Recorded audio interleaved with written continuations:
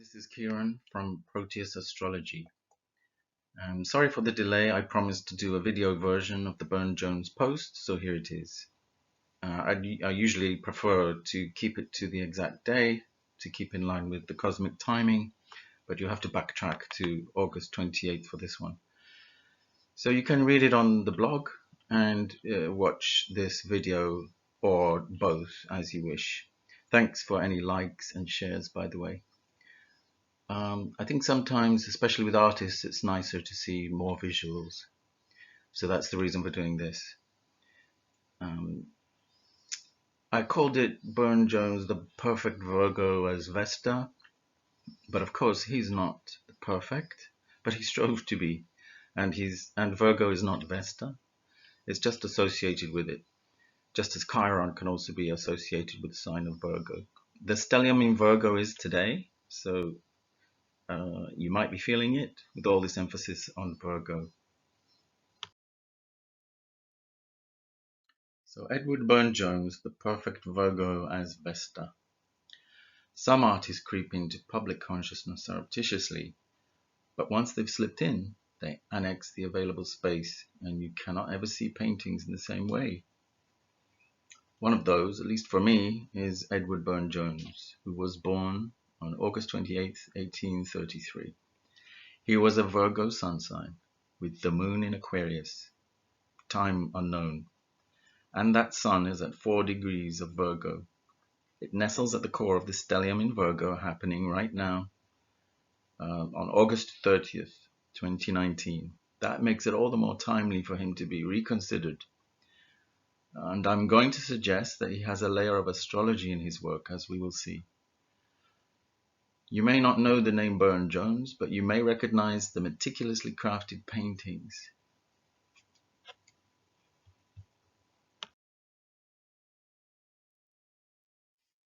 His popularity is intriguing given the narrow scope of references to a particular medieval mythology, which is terribly English.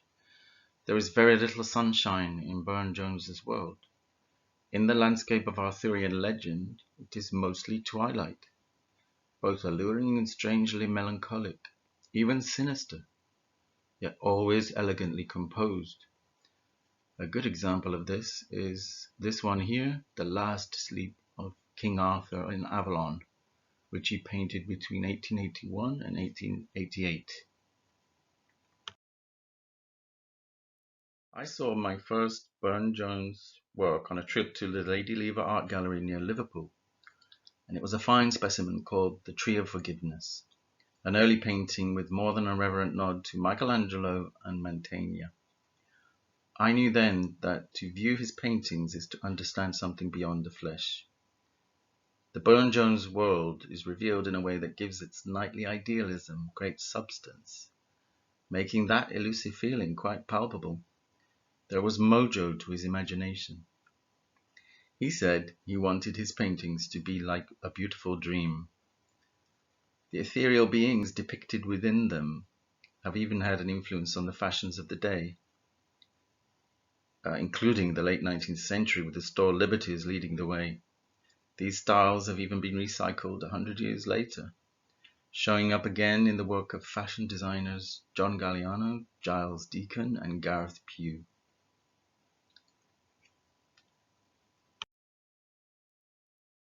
Burne-Jones was a pre-Raphaelite, which is only very loosely true. He was his own man and developed a unique style, though he was fully trained and supported by one of the original members of the pre-Raphaelite Brotherhood, Dante Gabriel Rossetti, and he was called the last pre-Raphaelite by biographer Fiona McCarthy. But it is also worth considering him as a representative of the British aesthetic movement, as he was held in high regard by the European symbolists who felt a kinship with him. His work was always impeccably well designed, but it was cold and warm at the same time. Ethereal, yes, but also sensual. And we can see this tension in his chart. This dream world he wanted to create has some punch to it.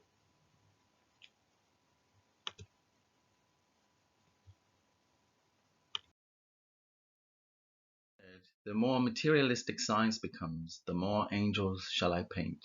Their wings are my protest in favor of the immortality of the soul.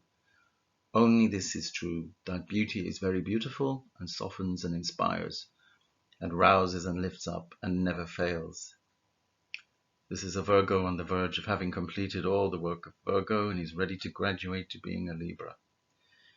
He would have spread his warmth among many acquaintances, and many said he was great company in spite of his monk-like habits. Burne-Jones has Saturn and Mars, two hard planets conjunct in the soft, supportive and effective sign of Virgo. So to mention any industrious nature taps into this constructive, productive energy. It doubtless called upon his immense discipline and force of intention. This conjunction is trine to Neptune in Capricorn. Neptune rules art, but Capricorn is the master of industry. This is trine to Chiron in Taurus, granting further beneficence of mastering a craft which was vital to his mind, body, spirit health. This was his core belief that he staked his life on, that beauty was the greatest virtue, and that was also his wound and lesson. This trio of points in Virgo, Capricorn, and Taurus creates a grand trine in earth signs, solid foundation for an artist to produce an impressive body of work, which he did. This formation is considered very lucky, as according to Pam Gregory, it gives practicality and manifestation and brings high ideals down to earth, built for the long term. What should be noted also is what this grand trine might do for the native. The sickly Ned Jones started life penniless and with zero prospects. He was a complete unknown, and yet he ended it with multiple lucrative projects coming his way, and was publicly celebrated at Westminster Abbey, having achieved the accidental goal of becoming a national treasure. With strong fixity above other modalities and a strong showing in earth signs, he stuck it till the end, and his achievement was long-lasting. I'm including Chiron in this trine, as Burne-Jones's work has a distinctive Chironic character, in that it teaches us something about being on the verge of sadness, tinged with autumn colours, that inner shift that is about to tumble because of an Achilles heel. His weakness was falling for his models, the main one being Maria Zambacca. As opposite Mercury and trine Neptune is also a tad equivocal. Some of his paintings had titles like The Heart Desires, The Hand Refrains, But the Soul Attains. The series about Pygmalion is the act of divine creation every artist aspires to. So it depicts manifestation, the way people talk of co-creation, offering more echoes of that grand earth trine. But there is also a lot of suppressed sexuality here, smouldering under the surface, making him a precursor to the moderns. Victorian England art lovers recognized it on a subliminal level. Burne-Jones's personal foibles must have pitched this relationship to sex just right to be suggestive without being totally beyond the pale. There are stirrings of lust, of which he said he was afraid. Younger artist Aubrey Beardsley came to Burne-Jones in the same way that he himself had gone to Rossetti, as a young protege. But when Burne-Jones noted Beardsley's increasing tendency to indulge lustful caricatures beyond mere innuendo, Burne-Jones drew the Virgoan line in the sand, and they parted company. This was not prudishness, but he noted sadly that Beardsley's drawings were provocative, taking the erotic imagery too far. He said it represented a kind of despair, a feeling that perhaps he knew very well. A Virgo does not indulge this way, but does arrange sensuality into ultra-neat packages that can be read off a checklist. But he sublimated this same lust into numerous enigmatic, often oblong paintings. Neptune in Capricorn brings a whiff of hot, productive steam to the steeliness as it rests opposite Venus in Cancer, where it stirs up tension and nebulousness of feelings. Some paintings of his had only the vaguest of narratives, which infuriated the Victorian critics who demanded every painting to be a depiction of an already known mythological subject. Burne-Jones's moon presides calmly in Aquarius, so it is able to see the distant view of humanity, but it is also conjunct Uranus in its modern home sign of Aquarius, which destabilizes that super cool sheen with sudden eruptions. This volatile placement would explain why he was considered extremely charming, but also nervy and erratic. He could snap into reverse moods and be unpredictable. He was even outspoken, and people didn't quite know where they were with him. Critic and patron John Ruskin, himself an Aquarian and just as difficult to pin down, said of Burne-Jones it was like counting clouds. Every cloud in Burne-Jones's mind went into that Capricorn factory with Neptune there and produced a painting. This same moon Aquarius in his chart opposes Mercury in Leo. The way he spoke had an edge, and he could dash off vicious sketches as easily as paint lofty works of art. People said he was witty and so nice to be with, but he was also sharp-minded and prevaricated a lot. The Mercury in Leo is trying to Neptune in Capricorn. This adds a touch of the chameleon. He was friends with many actors, and according to biographer McCarthy, could act himself. He could switch from being severe as a monk to goofing and romping with the kids as a conjurer at garden parties. His transformations were speedy and entertaining.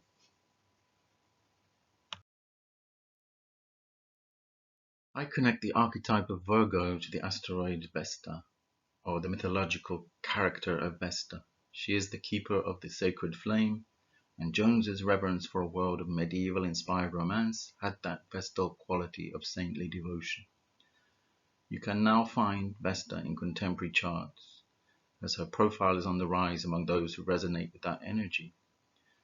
Burne-Jones's asteroid Vesta was a morally responsible one, placed in Capricorn, and therefore it was capable of great achievements, as he proved with incredible levels of productivity and concentration on his work. But it also opposed his Venus in Cancer, giving difficulties to overcome. He sought to bring people to an aesthetic ecstasy through his paintings. Vesta lends motivation for things others cannot see or value in the same way. Practically all the signature figures in his paintings have that girl-boy look, and they could be depictions of the archetypal Vesta, the high priestess of purity. Whichever painting you view, these figures, dressed simply and without fuss, occupy center space. In a painting such as the Golden Stairs, you see these beings not belonging to the reductive material world.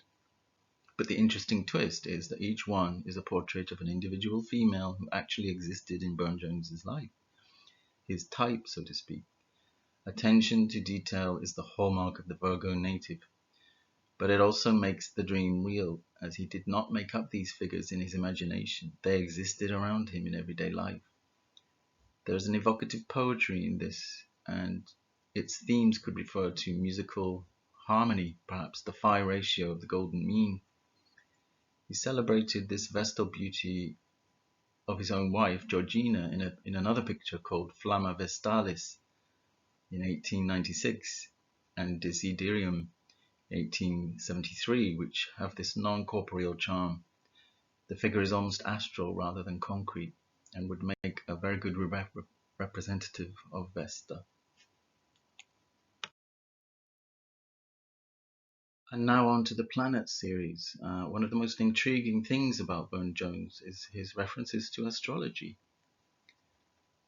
As you probably know, pictures by Burne-Jones often show up on the front covers of astrology books, and we may wonder why they seem perfectly suited to the study of the stars, especially the matching of astrology with depth psychology, as on the books of Richard Idemont.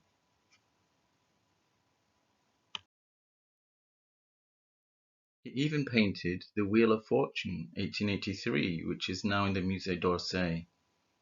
He said of the wheel, it comes to fetch each of us in turn.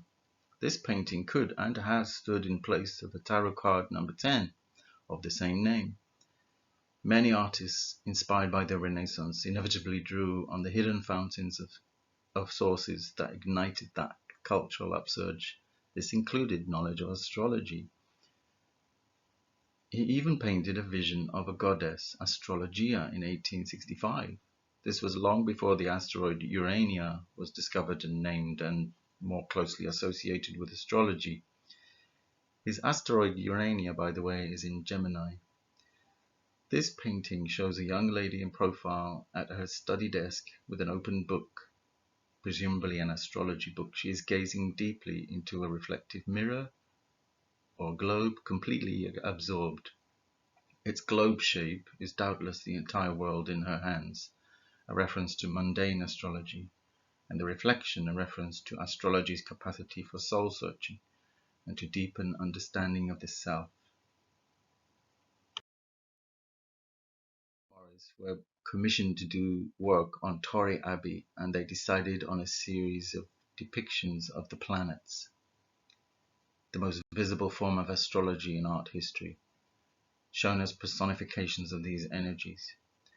De Girolami de Cheney in 2017 outlines these works, which must have required the entire ritual of planetary alignment, a process of tuning into the energies of the traditional planets through meditation and astrological timing.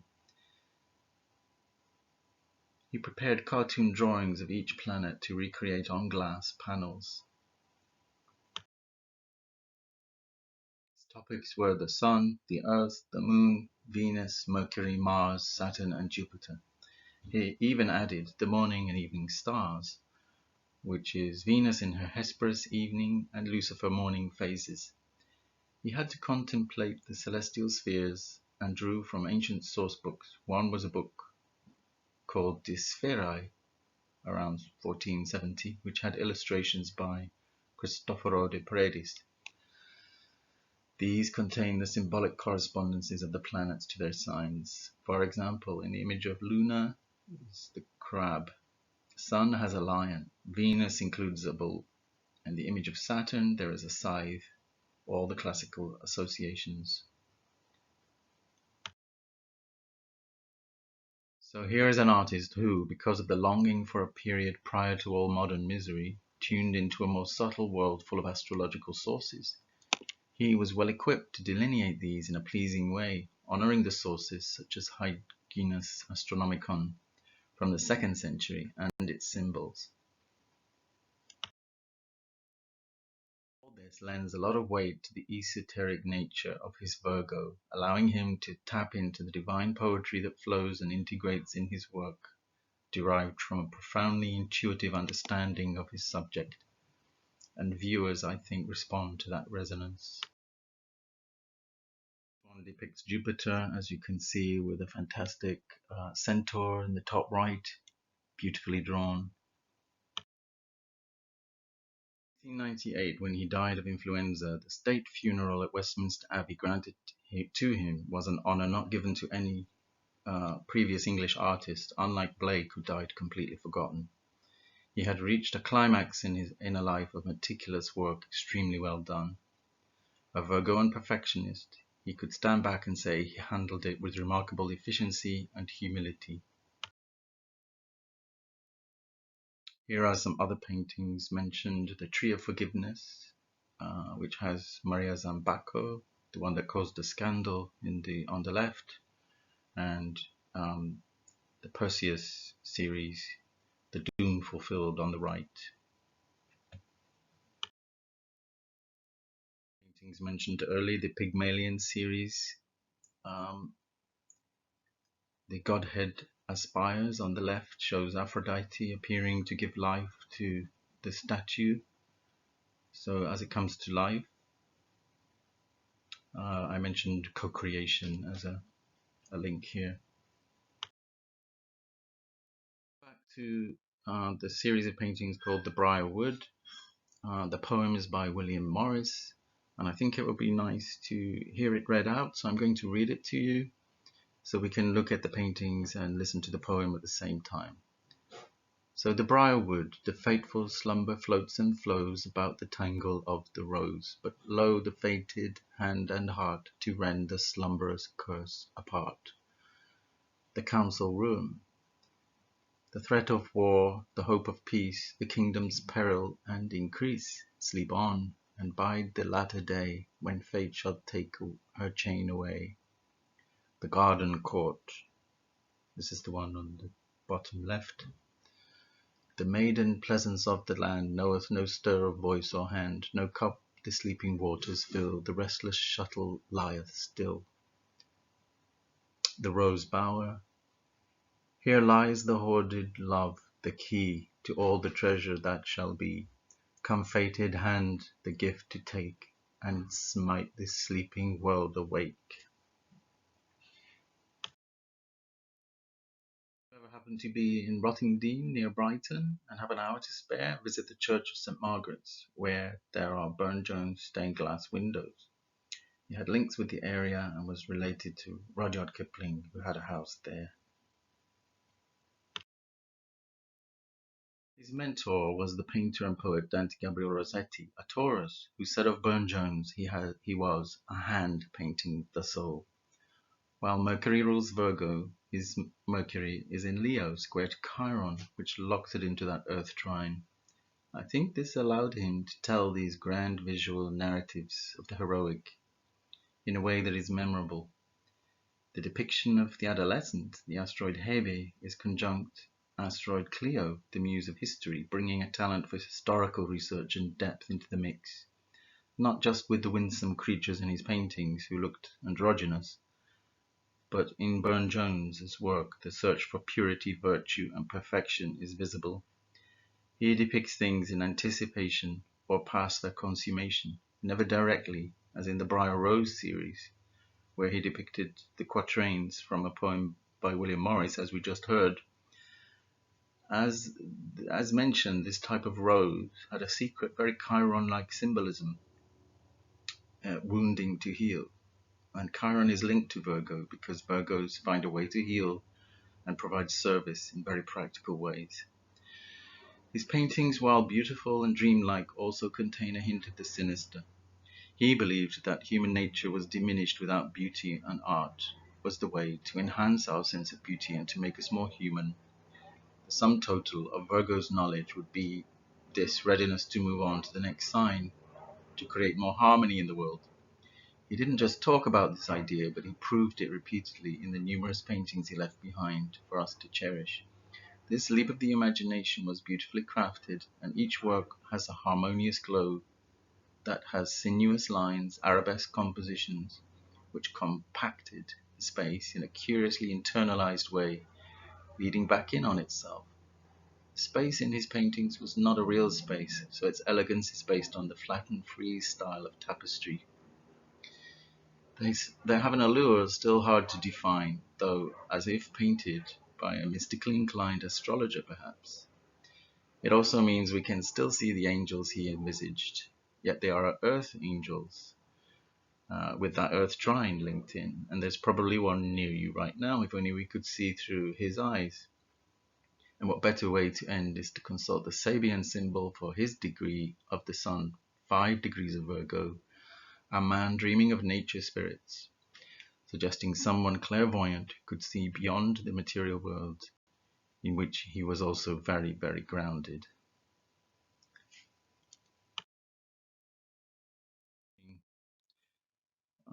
I'm Proteus Astrology.